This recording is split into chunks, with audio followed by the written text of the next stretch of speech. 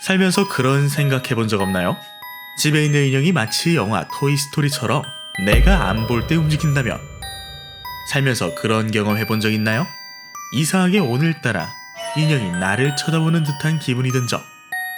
오늘 이야기는 말하고 때리고 움직이는 인형들입니다.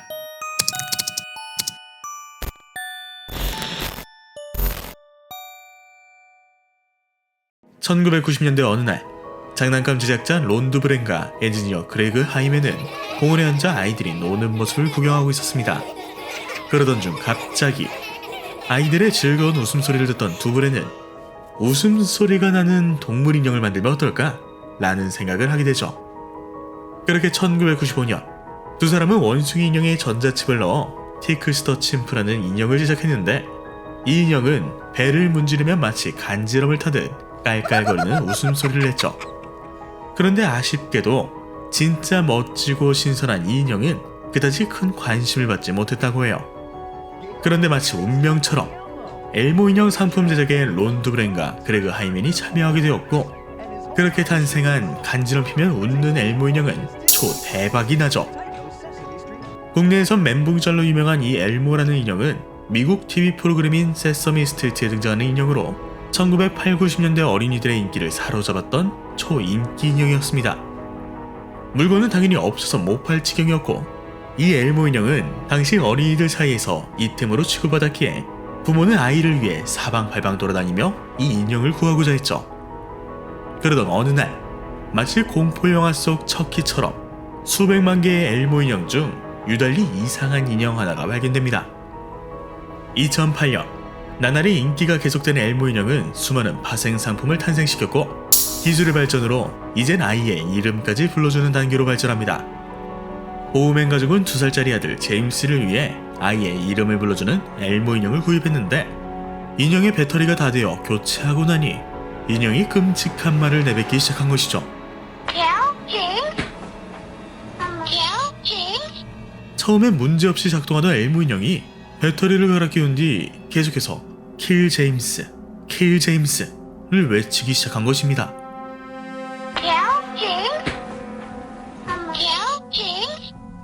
내부칩이 고장난 것일 수도 있지만, 그러면 보통 말이 어눌하고 지지직하는 느낌으로 들릴 텐데 어째서 킬로 들리는 것일까? 배터리를 갈아 끼운다고 고장나는 게 쉬운 일일까? 이런 수많은 의문으로 인해 이 인형은 뉴스에까지 보도되었고, 제작사는 인형의 교환 및 제작된 상품을 모조리 살펴보게 되었다고 하네요. 아이의 이름을 다정히 불러주던 인형, 이 인형은 어째서 갑자기 아이를 죽이라고 말한 것일까요? 1968년 뉴욕, 부부는 이사간 집 다락방 구석에서 종이가 잔뜩 쌓여진 것을 발견합니다. 자세히 보니 노랗게 바른 옛날 신문지와 기드본이 잔뜩 쌓여있던 것이었고, 그것들을 하나하나 치우고 보니 웬 인형이 등장했죠. 그것이 바로 이 인형이었습니다. 부부에게는 5명의 딸이 있었는데, 그래서일까 가족은 인형을 모으는 취미가 있었다고 해요. 때문에 이 인형은 가족들의 컬렉션에 추가되었고 새 이름을 얻게 됐죠. 그 이름은 바로 찰리. 인형이 많은 집이라 그런지 가족들은 찰리에게 딱히 관심을 주지 않았다고 해요. 그저 인형들 사이에 얌전히 놓아두는 그런 인형 정도로만 생각했죠. 그런데 언젠가부터 찰리가 원래 있던 장소가 아닌 다른 곳에서 발견되기 시작합니다. 부부는 어린 딸들이 인형을 가지고 놀곤 정리하지 않은 것이라 생각해 혼을 내려 했지만, 딸들은 그때마다 "우린 가지고 논 적이 없어요" 라며 억울함을 토했죠. 그렇게 사건이 시작됩니다. 찰리는 화장실을 가는 복도에 놓인 선반에 있었다고 해요. 그런데 자꾸만 딸들이 찾아와서는 "엄마, 아빠, 화장실을 가려는데 찰리가 말을 걸어요. 너무 무서워요. 같이 화장실 가주시면 안 돼요?" 라며 울먹이기 시작했고, 상황은 심각해져 5명의 딸들 모두 화장실 가는 것을 거부하는 사태까지 벌어졌죠. 당연히 부모님은 찰리가 말을 거는 것도 찰리가 움직이는 것도 본 적이 없었기에 딸들이 악몽을 꿨던 것이라 생각했어요. 아니, 인형이 말을 걸고 움직이는 게 말이 안 되잖아요. 그러던 어느 날, 막내딸 몸에 생채기가 난 사건이 발생했는데, 딸은 이렇게 말했죠. 찰리가 나를 때렸어요. 결국 부모님은 정확히 이게 무슨 상황인지 모르겠지만 공포에 질린 딸들의 모습을 더 이상 두고 볼 수 없었고 찰리를 다락방에 가두고는 집을 팔았다고 해요. 그렇게 찰리는 여러 사람의 손을 거쳐 현재는 매사추세츠 비버리에 위치한 한 예술품 가게에 앉아있다고 하는데, 찰리를 구입하거나 찰리와 함께 있던 사람들은 이런 말을 했다고 합니다. 찰리를 집에 두고부터 말소리가 들리고 몸에 상처도 나는 등 자꾸 이상한 일이 생겼어요. 인형에 귀신이 들렸어요.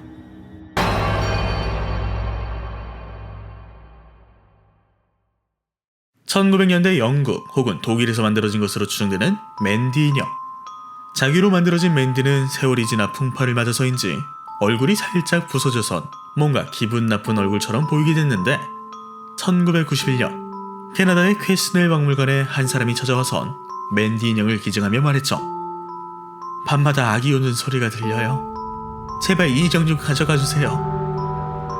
주인은 자꾸만 집안에서 아기 우는 소리가 들려 계속해서 그곳이 어딘지 찾았다고 합니다.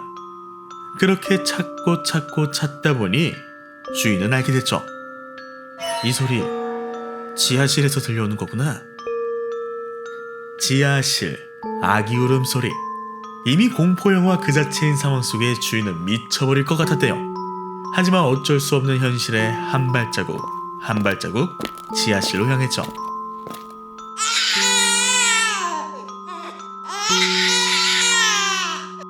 그리고 거기서 맨디를 발견하죠. 놀랍게도 맨디를 기증한 이후부터 집안에서는 아무 소리도 들리지 않았다고 해요. 문제는 박물관에서 자꾸 이상한 일이 생겼다는 것이죠. 박물관 경비원들은 밤마다 알 수 없는 발자국 소리를 들으며 공포에 떨어야 했고, 맨디 무릎에 있어야 할 양인형이 뜬금없는 곳에 떨어져 있기도 했죠. 때문에 박물관에서는 어쩔 수 없이 맨디 인형을 유리상자에 넣고 보관하게 되었다고 해요. 그 이후 발자국 소리와 양인형이 떨어지는 상황은 줄었지만 다른 상황이 생기기 시작했죠. 맨디를 구경하러 온 사람들 대부분이 맨디가 자신의 움직임을 주시하는 듯한 느낌을 받았고, 맨디를 촬영하려고 하면 비디오 카메라 전원이 꺼지는 등 기계적 결함이 생기기 시작했죠. 때문에 이후 사람들은 맨디를 촬영하고자 할 때 촬영을 해도 될까요? 라고 물어보는 암묵적 룰이 생겼다고 하네요.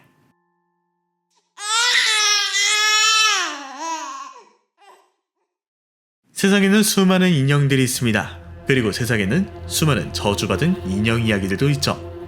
저주받은 인형의 주인들은 대부분 박물관 혹은 영매사 등에게 인형을 기증하는 방식으로 처리하곤 하는데, 만약 박물관에서 기증을 거부한다면, 만약 영매사와 연이 닿지 않아 처리가 불가능하다면 그 저주받은 인형들은 어떻게 될까요?